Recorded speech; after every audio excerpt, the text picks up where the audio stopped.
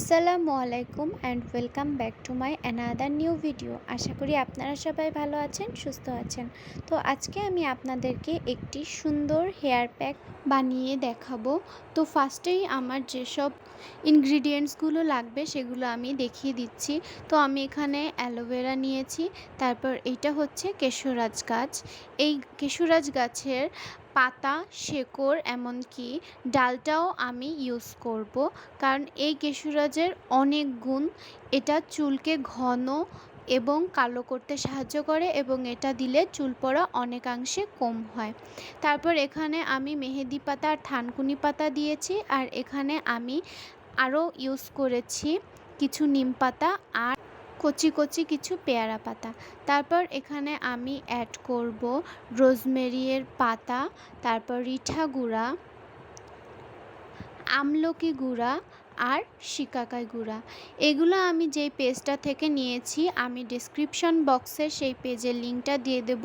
তোমরা ইচ্ছা করলে আরও এরকম অনেকগুলা প্যাক কিনে নিতে পারো, খুবই রিজনেবল প্রাইস, আর এটা অনেক বেশি ভালো। তো এখানে আমি রোজমেরি পাতা জাল দিয়ে নিয়েছি, যেটা আমি ব্লেন্ড করার সময় তার পানিটা নিব। তারপর এখানে আমি ইউজ করব রোজমেরি অয়েল, আর এটা আমার হোমমেড অয়েল যেটা আমি ইউজ করব। এটার ভিডিও অলরেডি আমার ইউটিউব চ্যানেলে ছাড়া আছে। তারপর আমি এই পাতাগুলোকে আবারও একবার ভালোভাবে ধুয়ে নিব। তারপর এখানে আমি পেঁয়াজ অ্যাড করেছিলাম ব্লেন্ড করার সময়, যেটা আমি ভিডিও ক্লিপ নিতে একদমই ভুলে গেছি।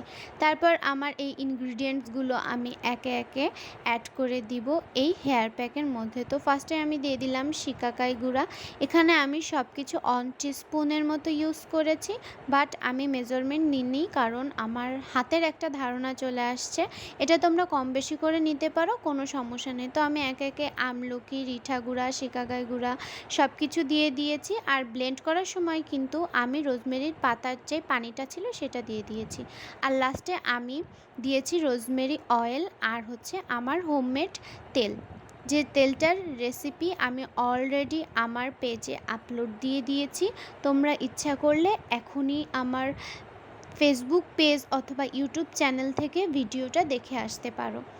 তো সবাই এই প্যাকটা সপ্তাহে 1 থেকে 2 দিন ইউজ করবে, ইনশাল্লাহ একটা ভালো ফল তোমরা পাবে খুব শীঘ্রই।